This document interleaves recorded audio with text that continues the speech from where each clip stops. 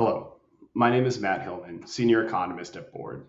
And for this month's Economic Outlook, we're going to be going over the U.S. manufacturing sector. At the beginning of this year, we expected U.S. manufacturing to trend broadly flat through 2026 due to several economic headwinds it was facing, such as inventory buildup due to tariff-induced front-loading, interest rates remaining restrictive, tariff-related uncertainty, and consumer health concerns.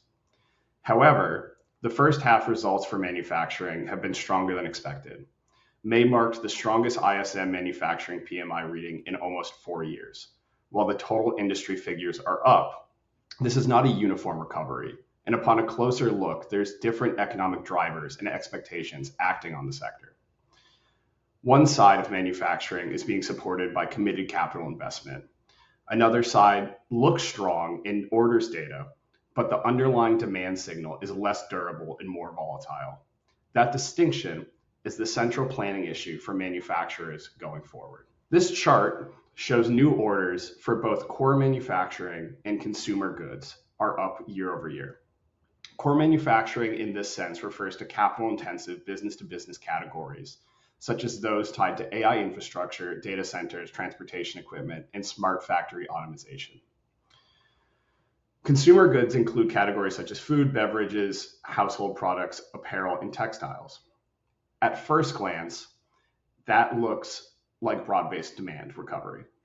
However, a more accurate interpretation is that those two lines are being driven up by very different economic forces. On the core side, companies are placing orders against multi-year capital budgets. The manufacturing investment cycle tied to AI infrastructure and advanced computing has moved close to $1.8 trillion in announced commitments since the start of 2025, including very large programs from Apple, Micron, IBM, TSMC, and others.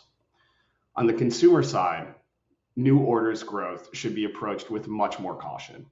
The numbers are up, but the driver behind it is not necessarily strong household demand. To see the difference, we need to look from new orders to backlogs.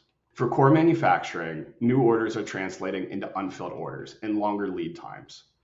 Electronic components and semiconductors remain in short supply. Capital expenditure lead times are still measured in months, and consumers are effectively waiting for capacity. That is what real capacity-constrained demand looks like. The problem is less about finding demand and more about fulfilling it reliably.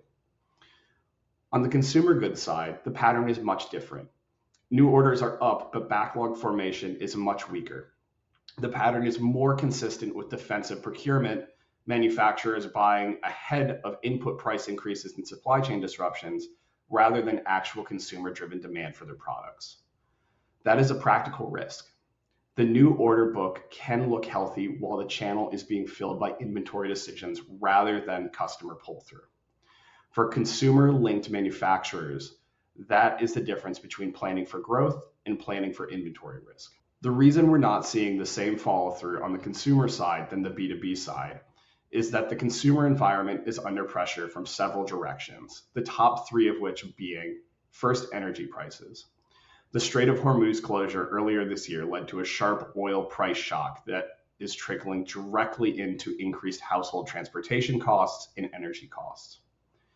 Second being labor. The June jobs report showed slowing job growth while unemployment remained steady at 4.2%. The broader signal here is that hiring momentum is not accelerating. And lastly, wages. The Atlanta Fed wage growth tracker moved lower in May, and wage growth for job stayers dropped sharply. The premium for switching jobs has narrowed, and that is signaling that workers' bargaining power is beginning to cool. For planners, the issue is not an isolated headwind. It is a combination of several different issues. A softer consumer pull-through, higher input cost uncertainty, and less margin flexibility at the same time manufacturers are still looking to buy ahead. Putting it all together, the headline is that manufacturing in the US as a whole is stronger than we expected in January. But beneath that headline, the sector is split. Core manufacturing is supported by real capital investment and constrained capacity, while consumer-linked manufacturing is dealing with order strength that likely reflects defensive procurement more than durable end-use demand. That leads to 3 planning priorities for manufacturers this quarter. First being pressure tester inventories. Run a scenario where input costs normalize faster than expected, but consumer demand does not. In that case, the risk shifts from not having enough supply to carrying too much inventory at the wrong cost basis. Second, review supplier concentration. The firms that managed prior supply shocks well were those that had already diversified their supply chains. This is the moment to recheck that discipline. Third, make scenario forecasting a more frequent part of your planning cycle, not just a part of annual supply planning. The range of outcomes in this economic environment are becoming too wide for one baseline scenario to make full decisions off of throughout the year. The firms that invest in planning capability will be better positioned to protect margins throughout the second half of this year. Thank you.